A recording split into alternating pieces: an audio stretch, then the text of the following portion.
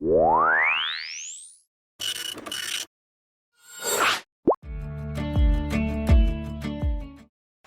चलिए इस वीडियो से हम शुरू करते हैं। क्लास के बारे में डिटेल पढ़ते हैं। पिछले वीडियो में हमने प्रोसीजरल ओरिएंटेड प्रोग्रामिंग और ऑब्जेक्ट ओरिएंटेड प्रोग्रामिंग के बीच डिफरेंस को जाना था, और इस वीडियो में हम इस लेक्चर में हम क्लास के बारे में जानने की कोशिश करेंगे। तो जो आपको दिख रहा है वो यही चीज़ बता रही है कि क्लास आखिर होता क्या है। तो अगर इसकी सिंटेक्स की बात करें तो सबसे पहले क्लास कीवर्ड लिखा जाता है, ठीक है। ये क्लास कीवर्ड लिखा गया और उसके बाद हमें क्लास का नाम लिखना होता है। तो ये क्या है, ये नेम है, ये हमारा नेम। और उसके बाद ये क्लास का नेम है, तो असल में क्लास के नेम ये एट्रीब्यूट लिखे जाते हैं और मेथड्स होते हैं, ठीक। तो इस हिसाब से देखा जाए तो क्लास क्या हो गया हमारा। क्लास एक तरीका होता है जिसके जरिए हम एट्रीब्यूट और मेथड को एक साथ लाकर काम करते हैं। और एट्रीब्यूट को अगर हम बोलें तो क्लास को अगर जनरल भाषा में बोले तो इससे हम बोलते हैं स्टेट, ठीक। ये एक स्टेट को बताता है। और जो मेथड होता है वो बताता है एक बिहेवियर को, ये एक बिहेवियर को बताता है, ठीक।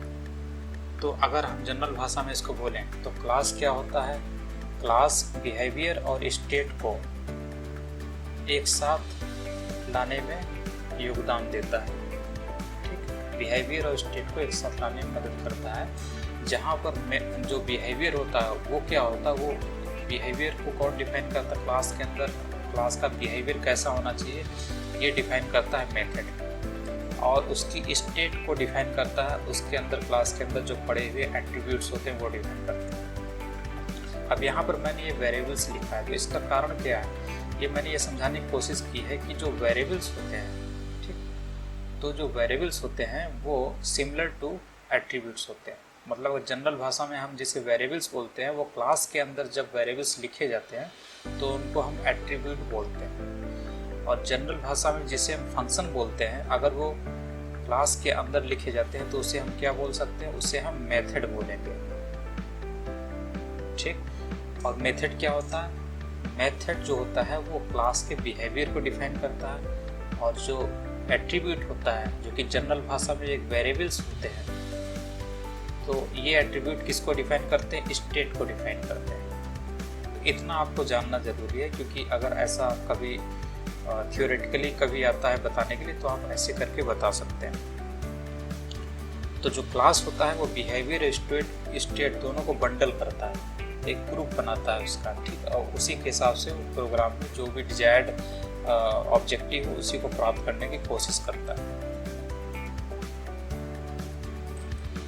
इसके बाद हम कोशिश करते हैं कि ऑब्जेक्ट कैसे बनाएंगे, ठीक। क्लास तो हमने देख लिया है, इसका सिंटेक्स कैसे होता है, इसमें एट्रीब्यूट्स होते हैं और मेथड्स होते हैं, ठीक। या कहें तो वेरिएबल्स होते हैं जनरल भाषा में और फंक्शंस होते हैं, ठीक। लेकिन अब इसके ऑब्जेक्ट को बनाना है तो ऑब्जेक्ट का क्या मतलब होता है, तो इसका ऑब्जेक्ट का सिंटेक्स कैसा होता है ये देखना है पहले, ठीक। तो पहले तो सिंटेक्स देख लेते हैं, क्योंकि सामने दिखना चाहिए ना, सामने पहले जो विजन मेमोरी होती है उसको देखकर ही हम मन लगाते हैं कि आखिर ये क्या काम कर रहा हो। पहले लिखना ज़रूरी है, उसके बाद हम बोल के आपको बताएंगे, समझाएंगे। तो अगर मान लीजिए हम यहाँ पर, ठीक है, अगर हम यहाँ पर लेते हैं एक ऑब्जेक्ट बना लेते हैं, ठीक। ऑब्जेक्ट हम ले लेते हैं, मान लीजिए ए इक्वल्स टू, कैपिटल आ गया, छोटा लिखना है, ए इक्वल्स टू और ये क्लास नेम, ठीक। इस क्लास नेम को हम कोई दूसरा नाम दे देते हैं। एक क्लास नेम मान लीजिए हमारा नाम है, मान लीजिए मेरा ही नाम है, ठीक। तो ये हमारा क्लास नेम हो गया, ठीक है। और इस क्लास नेम को यहाँ भी लिखना होता है, ठीक। और अंतर क्या होता है, इसमें हमें ब्रैकेट लिखना पड़ता है। यहाँ पर कॉलन रहेगा ये, ठीक है। यहाँ पर क्लास कीवर्ड होता है और ये क्लास कीवर्ड के बाद यहाँ पर क्लास का नेम होता है जो कि हम अपने से लेते हैं। और कंडीशन ये होती है जो क्लास नेम लेते हैं ना, तो इसको हमेशा आपको कैमल केस में लेना है। कैमल केस में मतलब जो भी आप पहला लेटर लेंगे, जितने भी वर्ड आप इसमें लेते हैं, मान लीजिए 2-3 वर्ड ले रहे हैं, ठीक, तो हर एक वर्ड का जो पहला लेटर है वो कैपिटल रहना चाहिए। इसी को कैमल केस कहते हैं। तो ये हमारा ये बन गया ऑब्जेक्ट। ठीक, इसमें तो आपको ध्यान रखना है कि यहाँ पर क्लास कीवर्ड होना चाहिए। ठीक है, और ये क्लास का नेम होना चाहिए। पहला जो लेटर होता है वो कैपिटल रखें आप, क्योंकि एक जनरल कन्वेंशन है। कोई ज़रूरी नहीं लेकिन जनरल कन्वेंशन है, क्योंकि आप अगर नहीं रखेंगे तो जो कोई भी एक्सपीरियंस्ड जो प्रोग्रामर होगा पाइथन का, वो समझ जाएगा कि ये नौसिखिया है। इसलिए आप इसको जनरल कन्वेंशन के हिसाब से कैमल केस में रखेंगे। पहला लेटर कैपिटल होना चाहिए। Every word that you right here, ठीक, जो भी आप वर्ड लिखते हैं वो सबका वो आता है। जब 2-3 वर्ड हैं, 2 वर्ड का अगर क्लास नेम है तो वो सबका जो पहला वर्ड का जो पहला लेटर है that should be in capital. और यहाँ पे कॉलम होना चाहिए। ये तो तरीका है चलो क्लास का। ठीक, हम बात कर रहे थे ऑब्जेक्ट। तो ऑब्जेक्ट क्या होता है? ये जो क्लास है ना, बिल्कुल सेम नेम आपको यहाँ पे लिखना है और उसके बाद आपको पैरेंथेसिस देना है। और ये आपका ये हो गया। यहाँ पे इसको ऐसे लिखा गया। फिर उसके बाद एक हिसाब से ये ऐसा लग रहा है जैसे कि सिमिलर टू फंक्शन कॉलिंग। ठीक है, तो फंक्शन कॉलिंग जैसा स्ट्रक्चर इसका होता है, लेकिन दोनों में अंतर क्या होता है? फंक्शन जो होता है वो कैसे लिखा जाता है? आपने कभी ध्यान दिया? फंक्शन का जो पहला लेटर होता है जनरल कन्वेंशन के हिसाब से क्या होता है, वो लोअर लेटर में लिखा जाता है। यही पहचान होती है।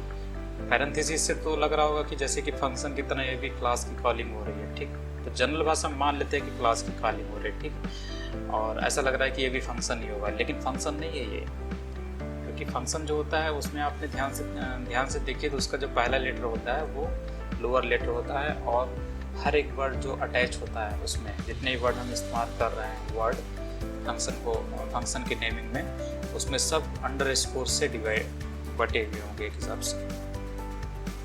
ठीक, तो इस हिसाब से हमारा ये क्या है, ये क्या चीज़ बन रही है? ये हमारा ऑब्जेक्ट बन रहा है। ठीक, इतना जो होता है हमारा ये ऑब्जेक्ट होता है। ठीक, ऑब्जेक्ट को हम एक नया वेरिएबल नेम दे देते हैं इस नाम का। ठीक, तो असल में हमारा एक ऑब्जेक्ट अब क्या हो गया? हमारा ऑब्जेक्ट हो गया यही ऑब्जेक्ट है जो यहाँ पे लिखा हुआ है।